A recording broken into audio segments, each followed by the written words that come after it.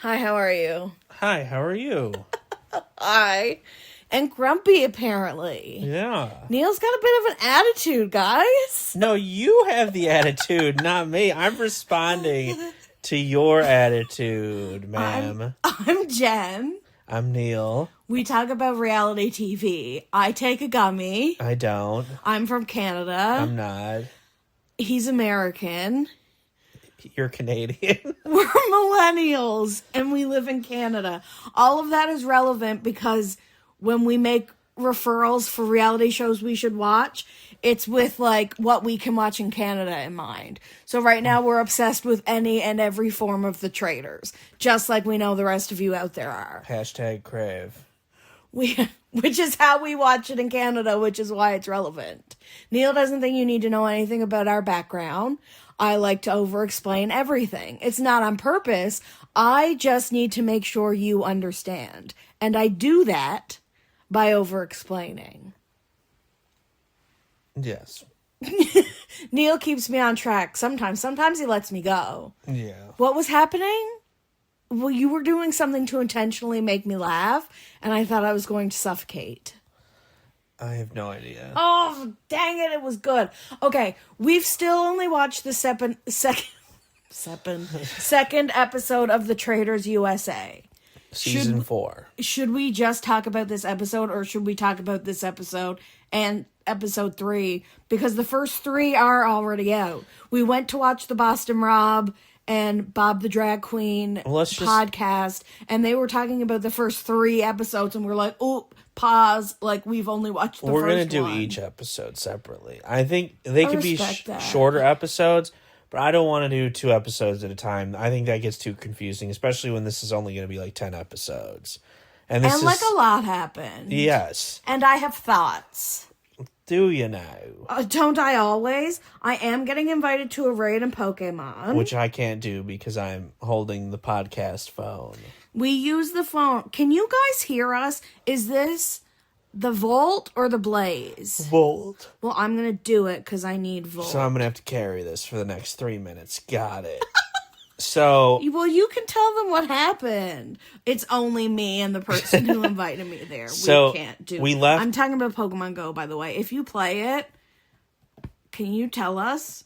We left off in the Traitors turret where they had to decide who to kill from the 4 names that the mysterious mystery traitor put forth, being Rob, Traitor Rob, Eric, so Rob R. I think Traitor, we need to learn their Alligator last names. Rob. Okay, good idea, Alligator Rob. Okay. Eric, or I might still say Love Island Rob. When we say that, we mean the same Rob. Yes. Traitor Rob, Love Island Rob. And if you're here from Love Island, please go watch Traitors. Alligator Rob, Alabama Rob, yes, that Rob. Eric, Who's Eric? The music dude. Oh, singer-songwriter. Yeah, singer. Yeah, okay. Ian, who you don't know him from Big Brother. He was Dan's protege, and then spoiler alert, he betrayed him in order to win. And the dancer from Dancing Mark with the Stars. Ballas. Yes. And so they ended up making the move you didn't want them to make. I thought it was the least logical move, yeah. They were debating between Eric and then the dancer, but then ended up killing Ian, the gamer. I think it's in the Traitors' best interest to keep as many gamers as possible in the game because you assume a gamer has to be a traitor, and as of right now, there isn't one. But also, we don't know who it is. So do you think it's possible it's not a gamer? That is the strategy of the producers this season, to not even pick one? No, I think one of them has to be a gamer. So you think the secret traitor is a gamer? I think it's Natalie. Okay. I think it's Jam Jam. Or... Who do I think? Oh! By the end of episode 2, I kind of feel like it's Monet Exchange. No, it or can't. I said that at it some can't point. be, because Monet was one of the ones that the Traitors could murder from the cards. Oh, which we have to get into. Okay, you're right. Ooh, okay, so that means I must have thought Monet Exchange at the beginning of the episode. Yes, so you're right. I still think Lisa Rinna, oh man, I don't know, is going to screw this up. You think Candace is doing way too much talking. Let's go through. Okay, so, do it. Everybody's reeling from the fact that Ian got killed, because apparently people liked him. I still don't know anything about him. Tiffany made a big deal about it because she's like, oh no, they're coming for the gamers. And like, oh, I know him personally. He's a friend. Like, wham, wham, wham. And some people thought immediately that she was doing too much. Right. That's the theme, is don't do too much early. Just like in Survivor, But these reality celebrities can't help they themselves. They have to be the center of attention. That's what makes it good. Rob R. is stealing the show. Alligator Rob? Yes. Rob R. Love Island Rob, Alligator Rob. Alligator Rob is stealing the show. I think he's such a good traitor. He has the same facial expression at all times. He gives us amazing diary room stuff. Yes. I hope the housewife traitors don't turn on him. I don't think they're smart enough to. And the only one who really suspects him is Michael, and people hate Michael so much that I feel like they're really far away from voting for Rob. I think in just a couple episodes, he's gained favor with the average faithful. Right. So, which makes me so happy. Let's before the challenge, in one of the rooms, housewife Portia says, I killed Ian. When I killed Ian. Yeah, which is like, hello? Because I was going to defend her if she had meant the person they banished the night before. Oh, no, because they hadn't banished anyone yet, right? No, that's why it was so weird. Yeah, that is even weirder, because at least if they banished someone, she could just use the word murder instead of banish. If Unless she didn't know the terms of the show. I put the coffin in his grave site. So, like, I inadvertently killed him because I suggested that. But she never mentioned it like that. So. Literally because she's dumb and doesn't understand how the game works. Like, I feel bad, and I'm so glad they didn't make her a traitor, because at one point we turned to each other. Is this spoiler alert? Well, we're focused on her. We turned to her and said, what if Portia is the secret traitor? Yeah. She's the literal worst traitor of all time. So we go to the challenge. God bless her. And it is they're mirroring, but they're mirroring the normal UK version. Yeah, the celebrity one had different challenges. But they're also then changing it from both of them. So it was 3 people got thrones and they had to be pushed. And every so often... it looked like heavy, like before there was a whole ass person sitting on it. This is like a physically demanding challenge. Which, good on them and giving it to the American celebrities. The UK celebrities... Wait, did the UK celebrities do it? No. I feel like Stephen Fry... No. It was... Because I remember... You're right. Yes. It was the normies. Okay. So every so often you had to get bags of money and there'd be coins, which allows you to switch with any of the 3 people that are already sitting down, and whoever ends sitting down gets a shield. Like is in the chariot. Yes. And you switch with someone in the chariot with the coin. That is exactly what I just said. And you could switch with any of the 3 people. Exactly how I put it. So, of course, some people were taking it personally a little bit to be like, oh, you're going to dethrone me. Lisa Rinna. And Michael got upset because he didn't even get a chance. Oh, I thought we were going to have like a discussion of who was going to get on the throne. No, bitch, if you want to get on the throne, find a coin. He takes offense to everything. His energy is so negative, and I really think we need to do an extra round table just to vote him out. That doesn't I think that no matter what happens, traitor or faithful, I think they're going to vote him out next round table because he's so annoying. But it's such a waste. But here's the thing. By the time Addition by subtraction. By the end of the episode, by the end of the round table, there are people who really think Michael is a traitor. Yeah. And why? because he ends up making the exact same mistake Portia made, which is hilarious because he is reaming Portia out for it. He is calling her out and saying that makes you a traitor because you said I killed Ethan. Ethan. Who's Ethan? I killed Ian. By the end of the roundtable conversation, Michael Rappaport had said, I killed Ian. We killed Ian. Yes. Okay. So again, no, let's move back. We're jumping all over the place. Okay, fine. Let's get to the round table, and then we can get your point across. No, go. So after the challenge, they do win. People get shields. They get money. Then they all disperse, and we see a lot of eating this season, which has not happened before. We go to their first round table, and no one talks to start, which is hilarious. But then I don't remember who it was. Someone immediately goes after Donna Kelsey. Yeah. Mama Kelsey. Because, and she says this in the diary room earlier in the episode, she's barely speaking to anybody. She's not talking game. And she's basically like, I'm starstruck. I'm nervous. I'm not out of my shell yet. Like a fish out of water a little bit, but then goes on to say, it's kind of like how I felt when I met Paul McCartney at the Super Bowl. Like, you don't have a normal life, Mama Kelsey. So a lot of... And, like, even the judge of... The host of Top Chef is like, okay, humble brag, Donna. Yes. So Colton...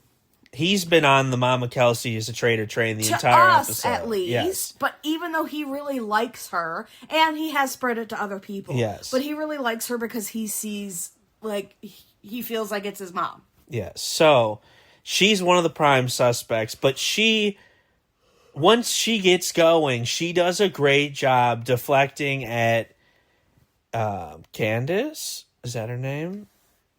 Who's... Okay, so now you're going to jump to the round table? I just said that. That's my point. We've been talking about people at a time. So right now we're talking about Mama Kelsey. Yes. Who was named first at the round table. But you might be named first, but she was the first one, #Mama Kelsey, to clock a traitor at the round table.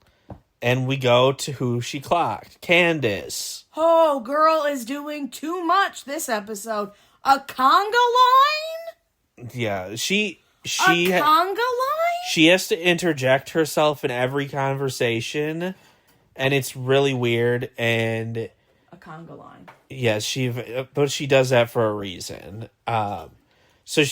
Candace is named. We got a few people talking. Yes. A few people's names brought up. Not as widespread as UK or Canada. I mean, Candace brought up Lisa Rinna's name when they were in that stage before they knew that each other were traitors. So she had to tell Lisa she did that right away. Yes. Like I said, I think Rob's sitting pretty. Conga line, big thing. What else was weird? Well, let's still go to the round table. At the round table. She was weird. Ron really went... He's like, I got 3 pieces of evidence against Portia. Here they are. People were like, oh, how many times can you misspeak? Because it wasn't just the... She also said there are 4 traitors. And how would she know that unless she was a traitor? And said it to different groups of people who then later sat down together and said, you know, Portia had a moment where she misspoke. And then the others being like, oh, you know what? She actually just did that then too, even when you weren't here. Yeah. So like when you're corroborating stories with each other, it's a great first vote. But the reality is Portia just didn't know how to play the game and was very bad at it. Yes. Which I think very messy. There's room for that messiness. Exactly. Messy is the word. There's room for that messiness. But in this type of game, I talk about the metaverse of it all the time. You put production at risk when you do that. Like, she would have been a liability if she was actually a traitor. Like, if she was the secret traitor and she got out first, round table. She would have been a terrible traitor, and she's a terrible faithful that now is hindering progress, so you had to get rid of her. She was a waste. Yeah, it's a waste of an episode. Like Michael. Waste of a vote, but it was still good. Yes. So, yes, they do vote out Portia. But it's between her and Mama Kelsey. Like, legitimately down to the vote. And the last vote was Colton, who had been riding hard to get rid of Mama Kelsey, But he said, I was swayed by the evidence Ron brought at the round table about Portia. and voted out Portia. So this is how, and this is typically how the U.S. versions go, the loudest to speak, who sounds the smartest, is able to sway people. Yes, he wrongly swayed half the people towards Portia. Yep. But I don't Hive mind. Yes, I think they were wrong either way, but... Yeah. They didn't vote. Nobody voted for Candace. I don't think no one voted for Robin. No one voted for Rinna. No. And like we talked about last episode, super cool that Alligator Rob was on the list, because it means the secret traitor doesn't suspect him of being a traitor. Right. He is, I think he has been the star through 2 episodes. Well, when we get to like their mission. Yes. So. He's a star. Same with UK celebrity traders and normal traders. This second episode, they have to do a murder in plain sight challenge, and it was different in each one now. Portia was a faithful, by the way. God bless. Portia was a faithful. Thank God. Bad faithful. Jeez Willikers. Hopefully she goes back, watches the tape, learns. She probably won't even watch the episode she was on. Okay. Oh no, all these housewives are so vain, they must. And I don't say that with malice. So in the celebrity UK traders, their objective was they had to get pollen from an orchid and then touch the face of somebody to eliminate that or to murder them. Which literally like brush it onto their face. Which Alan did so well and murdered somebody. Spoiler alert. Well, yeah, we haven't talked about the UK version, but they're so hilariously bad in that version. We're almost done, and they haven't eliminated a traitor yet. So maybe we'll talk about that one. It's so good, though. Still, it's so worth a watch, still. In UK Traitors, the regular version, there was a family tree with all the people, and they had to put red fingerprints on 9 to, like, narrow it down to a 9-person kill list, which obviously isn't going to be the case in this one, because there's no family tree. There are not people related. They got the hardest one, because they were told that cards of the people that have been named to be killed by the secret traitor, like tarot cards, yes, were put behind a painting in the kitchen where everybody hangs out. Like the majority are gathered. So they had until like it was bedtime to kill someone, and you'd get to know who the secret traitor is, or you'd be screwed for another week. Which I felt this was early for the secret traitor reveal, but Neal says the UK version did it in like the 3rd episode. Yes, it was the 3rd episode. So I accept. But they had already lost a traitor, so she seamlessly fit in spoilers. So that's the thing. Portia is right. There are 4. Yes. But if they had watched the UK one before now, they would have been like, oh, is it 4 or is like... Well, I wonder if, because no one's been eliminated and they do learn, the secret traitor doesn't learn their identities, so they're still separate, but you know who it is. We'll see. Because if 4 people is a lot of people in that turret. That is an overcrowded turret. So they had to get rid of people from the kitchen. That was the big obstacle. So what do they do? Candace creates a Congo line? Congo line? I think it only works because Lisa joins in. Yeah. It looks like the most suspicious thing of all time. And Rob C., who is Survivor Rob. Yes. Who is such a genius gamer, is like, don't do anything out of the ordinary. He looks at some of the people not already in the conga line and is like, every season the traitors have to murder in plain sight. So if there's any like weird touching or weird acts going on, just like stay away from it. And he legitimately hides and does not join the conga line. Yes. So fast forward, they conga their butts out of the kitchen, and Rob actually gets to the picture, immediately knows it's the Grim Reaper because it's the Grim Reaper, which to me, even that is smart, to be like, I'm not going to have to look through all these pictures. Gets the cards, puts them in his pocket, and he's even smart about the way he goes back to the kitchen. He starts the conga line and is like, nah, I'm not doing this, and turns around and walks back. Yeah. And he's the only one who goes back into the kitchen. Then he pulls the cards out. He sees who the 4 people are who are shortlisted on the murder list. Yes. They have to throw one of the cards into the fireplace before the night. In the breakfast room before the... Which, are they even allowed in the breakfast room at night? I don't think so, which is, again, the fact that you're in there is suspicious, which adds another element. Right, but if it's somewhere you're literally not allowed, that... I'm thinking production-wise now, but anyway, yeah. So, Rob sees that the 4 are Monet Exchange, Kristen Kristen Top Chef, not Master Chef. Oh gosh, who are the other 2? Rob C, Survivor Rob. And who is the 4th? I didn't want any of these Another people. girl, I think. Yeah, I think it was 2 girls, 2 guys. Tara Lipinski. Yeah. So everyone goes back to normal after the conga line, even though people thought it was suspicious AF.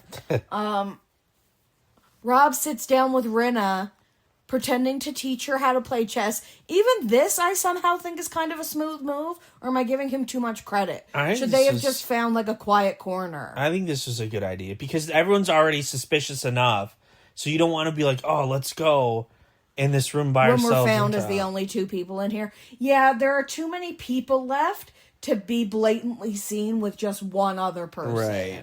Like, why would you be sharing your theory with only one person? At the worst, you're a faithful who has a partner that you're going to bring to the end. So, like, you can't be that suspicious yet. Don't be suspicious. Don't be And this suspicious. whole time, Candace is nowhere near them. So Rob... Yeah, she looks behind the pictures after, sees that there are no cards there. So she knows that they've murdered someone, and she doesn't even know who's on the short list, let alone who's murdered. Right, so Rob and Rinna decide while playing chess who to murder. And he's like, so say this is Tara right here, as he's, like, holding up one of the... And she's sitting, like, 3 feet away. Yes! But they're, like, whispering it, and she's like, okay, and then what would I do next? I don't know. I think people probably thought it was suspicious. Though they even played it up good at the end of it. He's like, this is super boring. She's like, yeah, like, thanks for the lesson, haha. Like, I thought they brushed it off well as 2 strangers having an awkward interaction. I don't know, maybe I'm giving them too much credit. That's probably the closest to giving Lisa Rinna credit I will get. Who would you murder out of the 4? The 4 traitors? No. Or the 4 shortlisted? The 4 shortlisted. I know who I would. I want to stick with you have to keep Rob C, because he's going to be such an easy convince that he's a traitor. That blonde, Caroline, the housewife from, like, Dubai, or the one we don't watch. Yeah. She thinks he's so smart. She thinks he's like a god. Like, she spreads the word about Rob C like he's the greatest reality gamer of all time. See, if you kill him, which they don't know, he was in front of the dancer to Candace, was like, you created the conga line, right? So, like, you're suspicious. Yeah. So if they murder him, well, then... You think it's Candace? You think it's Candace. The light's on Candace.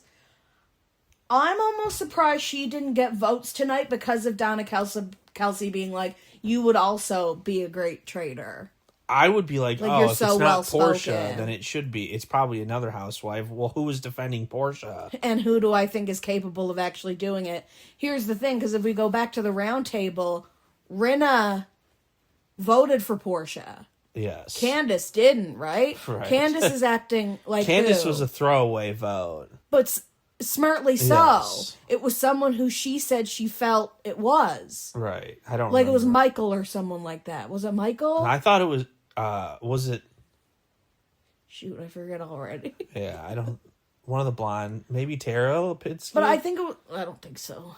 But I think it was smart, whoever she voted for. No, I think she's playing a bad game. She spoke way too much, but listen, doesn't this earn her favor now? She spoke up defending Portia, and then Portia was a faithful. She said, no, guys, like, I know Portia. She just misspeaks sometimes. And then Michael goes on to misspeak. So there's no way Candace voted for Portia. So Candace looks really good now. Because she defended Portia, and Portia was a faithful. I'll counter whereas that Lisa voted Portia out. by saying there's now 19 of us, 20 of us. Wow, she does sure talk a lot. She's always on the top of my mind because she's always talking. So sometimes you have to do the obvious. Yes. But that hurts Mama Kelsey with the flip side. Who doesn't talk? Well, sooner... And Mama Kelsey called out Candace. Yes. So if they get Candace, I think Mama Kelsey is collateral of that. So out of the 4, I would get rid of Monet Exchange. And my reasoning being... do I even remember? No one's no one's calling Monet out. I don't think so, right? I think Monet would... You're getting rid of a big dog. I agree. You're getting rid of someone. It's same as what I said. Yeah. You're getting rid of... Oh, but you want to keep them. I would get rid of him because... But you keep the big dogs because the big dogs might be traitors. Get rid of Monet. I want Monet to stay, but if looking getting rid of Tara would be a waste because the Faithfuls are never going to vote her out. Right. Monet, the Faithfuls would vote out. I think is one person that you would... Is going to be well spoken. If you're going to, speak out, you're going to follow Monet. Yes. Yes, that's true. We talk about this when we talk about the UK one a lot, at some point as Traitors, you do have to get rid of the people who are well spoken and you think they could have you on their list. Like if you think even 3 round tables from now they could be making a very eloquent argument against you, then you need to get rid of them, and I think that's Monet. So I think you could be right. Yeah, it would be a waste to get rid of... they murdered Ian. Right. Kristen, I don't know who that Tara, is. Kristen. the top chef. Oh, right. Tara, Rob C. I think both of them point to Candace, but they wouldn't know that. So I'm afraid they kill Rob C. I bet they are. They are killing the people who they think are the obvious threats, which it's been a while since we've had traitors who just do that. I'm scared of this person, so I'm voting them out. Ian will be a good faithful. Bye. Rob C is a good faithful. Bye. Even though they are such good shields, because people will think they're traitors. So is that a good game or a bad game? That's like playing a red deck in Magic. Like, if you're going to win, it's got to be quick or you lose. I think if you commit to that... Yep. And you just do gamer, it's a good move. But if people can't be onto you at all then. Right. Because if they do gamer, and then all of a sudden you start picking off the sitting ducks that they'll never vote out, then it's a waste. Right. You don't want any gamers at the end. If you're going to start hard, you got to finish hard. Right. Okay, I like it. Just keep doing it. I like the strategy. So do you think they killed Monet though, or that's who you think they should have? I think they but you're afraid they killed Rob. I think they killed Rob C. Yes. But I think that would be the worst move. But it's also they don't know about all of this because they didn't get to talk to Candace. Right. So they might not be intimidated by Rob C. So I don't know. True. They've made this decision just the two. I hope they don't kill Monet.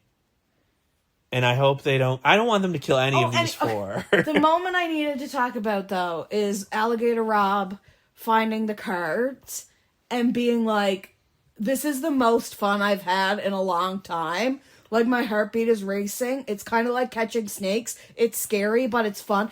Dude is having the time of his life. And it's so much fun watching him just be like this immature, but somehow also mature kid man... Yeah. Running around just like goofing off, but like in a fun way. Like he just likes to have a mission. Yeah. He likes doing stuff. He likes the adventure of it all. I think he's a great traitor. Exactly. In this case, he's the snake. And he's the snake in the grass because I already think suspicion is off of him. Michael's eyes are on him. I think Michael's just attracted to him or like is jealous of him and wishes he was him. He wishes... Like, everyone's in love with Rob already. Yes. Johnny Weir ran towards him pretending like he was going to Dirty Dancing jump into his arms. And Rob got ready for it. Like, got into position. And then Johnny didn't do it. And Rob said, I thought we were going to do the Dirty Dancing jump. Yeah. Like, he is charming people in his flat afflecked... Wait, what's the word for... emotion? Affect. His flat affect is so charming and it's working. And go watch it. Yes. Please watch it. We're gonna do a podcast for each episode because I think it's worth it. It's also helps us to get to know these people and remember their names. And we also like to get organized. Like, maybe by episode 3, I won't be asking who's Kristen. I think that's the nature of the show. There should be people there who are obvious faithfuls, but might still be good at challenges. Shout out to all of them for being in wicked shape. And, hauling ass with those chariots. Like, I know they were wheels, and I know a lot of it was downhill, but, damn, they booked it. They did. The celebrities had to push that, Trojan horse. Yeah, I don't remember that as well. So... An effect of, the gummy. Who's your mystery traitor guest now that it's not Monet? I think it's a woman. I, too. As I said, I think it's Natalie. She is, I will say this, very intimidating. She is... But I find they're not giving her much screen time. But when she has it, she's like, this is who's a traitor, listen to me now. She is very... she commands the... Yeah. I would say that. Guys, the Bears game is tonight. Go Bears. Who's your mystery traitor? Mama Kelsey. Okay. Though I think the handwriting was too young to be her. And I think it's crazy that we wouldn't have another guy. But I don't think it's Jam Jam's writing. Oh, I remember what you were making fun of me for. And if you're still listening at this point, then you deserve to hear this story. I was petting Winnie, our cat, our only cat who's spending time with us right now. And I said that she's soft like a cloud. And you know what this man said? He said, yeah, dude, she's totally soft like a cloud. And then started acting like I was Cheech and Chong. And then you were like, could do it, because you do it better than me. Bro. Oh, she's looking at me. Hi, Win-Min. Winnie's been very affectionate towards me today. And he says she hasn't been all week, and I've been back to work, in person, because I'm a teacher, all week. I think she does it to make me jealous, which I know is, higher order thinking, and you might say, a cat can't do that. And, when you look deep into Winnie's eyes, it doesn't seem like there's much happening behind them. And I mean that in, the nicest way possible. But I think she's capable of wanting me to feel jealous. Bro. How do they get the gordita around the hard taco shell, It's man? pillowy goodness. It's like a bread blanket. It's like a blanket for your taco. Bro. He's being mean. I'm being funny. We went to my parents' house today because they live nearby. And when I was 22 years old, I was finished university and I moved back home with my parents. You deserve this cat story if you made it this far in. That's when I got Luna, when I was 22 years old. My first ever pet with fur. I'd had fish and I'd had frogs. With the fur. Pet with the fur, with the fur. When I was 22, so she lived with my parents, and off and on over the years, as I've lived with them, she's lived with them. Sometimes when I've lived away, she's lived with them. When I took my first teaching job and I was somewhere where I was renting, anyway, etc., etc. So that's when we discovered that my dad likes cats, even though I've never met a human that he likes, and I'm his daughter. But he loves cats. He will talk to cats using a baby voice that we haven't heard him use with his grandchildren. And he actually loves his grandchildren. So my dad loves cats. Never let me have one growing up because he's just a grouch. Let me bring one into his home as an adult because I'm an adult and he couldn't really stop me. I mean, he could, but he wouldn't. If a cat shows up, he's going to let a cat show up. But I did ask for permission first, and he did say yes. That's not important. They now We now have 3 cats here where we live, which is not with them. They've never had 3 cats in their home. They did have 2. I had a kitten who passed away and I can't talk about it. They just had a new neighbor move in next door. After having Who they know. Yes, so after having lovely neighbors for years and years, very stressful when a new family moves in. It's a home they've been in for over 30 years, and they've only had like 3 neighbors in that time. So it's not like it's been people in and out, but it's not like it's been consistent the whole time. But like there was someone there my whole childhood, then someone there my whole 20s, and now someone new there, and it's someone my parents know. And she has a cat. And she lets the cat go outdoors. And as soon as the cat leaves the house, he runs over to my parents' back door and begs to come in. And they let him in. And I've never seen my parents happier.